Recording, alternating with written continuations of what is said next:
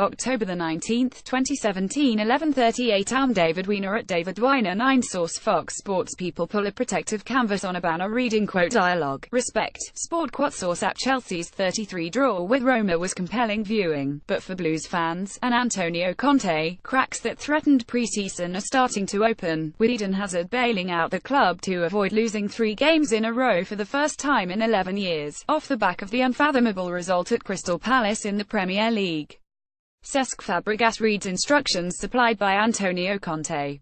Source Twitter. Conte, who has never coached a Champions League side that has conceded 3 goals, even admitted afterwards he got his team selection wrong, picking David Luiz in midfield as he searches desperately for a solution to N'Golo Kante's absence. I like to be honest and, for sure, I didn't like the type of football that we did for a long part of the game, Conte said, but it's right to take the responsibility for this because I tried, on the one hand, to protect my team and make us more solid, and to move Luiz into central midfield, but on the other hand we lost totally our knowledge and style of football. I didn't like this. At the end I think the result was fair, but, in the first half, we were 20 up. But we weren't in control of the game. It's right to take the responsibility for this, but I repeat, sometimes, you have to find the right solution to try to protect your team. Sometimes it's good, sometimes it's bad. But you know very well our situation. It was good to draw because Roma deserved this result. I have to praise my players because they showed me big effort, big commitment tonight, otherwise we'd have lost the game. Fabregas and Chiemwe Bakayoko clearly aren't entrusted in the middle of the park, but Luiz is not necessarily the disciplined solution to solve Conte's fears, although he did show his stunning technical prowess with a brilliant goal to open the scoring. BT Sport Football at Beep Sport Football. October 18, 2017. Conte later returned to his normal formation, but now must deal with Luiz calf joining Kante and Victor Moses in the casualty ward. Fortunately, he had Alvaro Morata back, to the delight of the young kid who got his training top in the video above, but his lack of faith in Michy Batshuayi, together with his difficulty replacing Kante, is the realization of a pre-season depth nightmare that is now manifesting. Former Bayern Munich coach Italian Carlo Ancelotti 2L was a guest at the Bridge. Source of ironically, Conte's first target at Stamford Bridge, Radja Nainggolan, bossed proceedings. Roma were brilliant at the Bridge, and even 20 up, largely against the run of play. There was a suspicion the moment Alexander Kolarov pulled one back, breezing past Cesar Azpilicueta, that Chelsea could be in trouble. Fortunately for Conte, who was unusually, perhaps symbolically, subdued in celebrating the goals, he still has Hazard fit and firing. By the end, Gary Cahill looked like a giant egg with his head bandaged. Like his side's defense, it was just being held together, and not by a vacuous midfield, either. Chelsea's Gary Cahill. Source app. Fortunately for the Premier League champions, Atletico Madrid squandered what should be 3 points by drawing blanks in Azerbaijan against Karabag.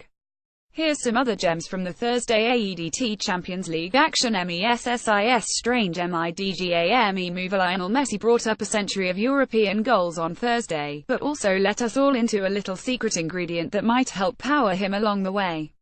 Early in Barcelona's win over Olympiacos, he bent down to his sock and took out a blue pill.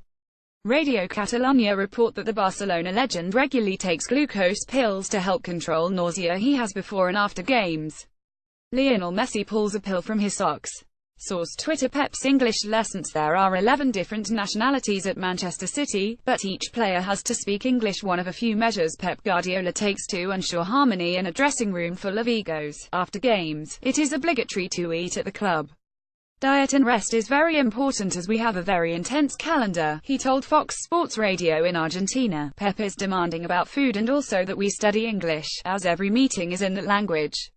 In December I even have an exam. Contract negotiations. Harry Kane to Real Madrid. No, for the moment, the most important negotiation was for the Tottenham striker to nab Cristiano Ronaldo's jersey after their Champions League encounter. I asked for his shirt at the end. He was a big role model of mine growing up. It's a nice shirt to get. I will frame it, Kane said. It was a great night for us. One we can be proud of, the fans can be proud of. The whole club can be proud, he joked. He gave him my shirt. I don't know what Helder with it, Can and Ronaldo. Source app Tottenham Hotspur's English striker Harry Kane greets Real Madrid's Portuguese forward Cristiano Ronaldo. Source AFP. Kane also admitted he had no issue with Mauricio Pochettino's recent comments about how hard he has had to work to get into shape, admitting that when the Argentine arrived, he indeed was classed as too fat for his Spurs methods. "Yeah, that's correct. 18% is pretty high for an athlete," he said. "I had an injury at the end of the season before, an ankle injury with the England under-21s.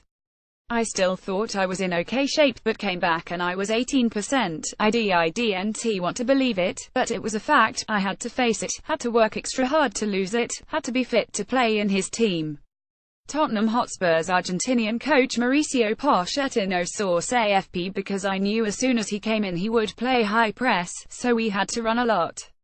So I made my mindset ready for that and it's worked out well. I'm now about 10%, nearly half what it was. I've got the chef and got the gaffer working me hard every day as well. Who says we have to be friends?" Edinson Cavani and Neymar may have eased the tension since their on-field argument last month, but the Uruguayan isn't pretending to be caught up in Neymar fever in Paris. "The important thing is that we have to be a competitive team and we do not need to be friends," he told SFT Sport 1. "You have to be professional and then everyone has their own life." Paris Saint-Germain's Uruguayan forward Edinson Cavani celebrated. Source AFP. Meanwhile, Paris Saint-Germain president Nasser Al-Khelaifi says he will go to Switzerland next Wednesday to answer questions from Swiss prosecutors investigating the suspected bribery of a top FIFA executive for World Cup broadcasting rights. Criminal proceedings against Al-Khelaifi, who is also CEO of Qatar-owned Bain Media Group, former FIFA Secretary-General Jerome Valcke, and an unnamed businessman working in sports rights were announced by the Office of Switzerland's Attorney General last week. The case involves the award of broadcast rights for the next 4 World Cups from 2018 through 2030. Al-Khelaifi is alleged to have offered advantages to Valcke, FIFA's CEO like Secretary-General from 2007 until his firing in January 2016 for the award of media rights in certain countries for the 2026 and 2030 World Cup. Speaking Wednesday night on Canal Plus television, after PSG's 40 win away to Anderlecht in the Champions League, Al-Khelaifi confirmed his trip to Switzerland. Paris Saint-Germain's PSG Qatari president Nasser Al-Khelaifi. Source AFP. "I have an appointment on the 25th. I will go there to speak with them, the Swiss authorities," said Khelaifi, who attended Wednesday's match in Belgium. That's all. The proceeding against Al-Khelaifi is one of the first direct links to Qatar in sweeping investigations by federal law enforcement authorities in Switzerland, the United States, and France concerning FIFA, international soccer, and the 20,182,022 World Cup bidding contests. Last week, the Paris offices of Bain Sports were searched. Properties were searched in Greece, Italy, and Spain while Valcke was questioned in Switzerland. Spanish TNSIONA near 50 meters banner pleaded for dialogue, respect, and sport as Barcelona's Camp Nou opened its doors Wednesday for the first time since a violent crackdown of an independence referendum in Catalonia on October 1. People pull a protective canvas on a banner reading dialogue, respect, sport. Source app. However, heavy rain in the hours before kickoff against Olympiacos in the Champions League turned thousands of fans away, with almost two-thirds of the 99,000 capacity stadium left empty. Barca singing section also held up a banner reading Freedom for Catalonia, whilst there were habitual chants in favour of independence in the 17th minute to mark the fall of Catalonia in the Spanish War of Succession in 1714. Additional reporting from our Wires services. The latest sports news, in your inbox daily.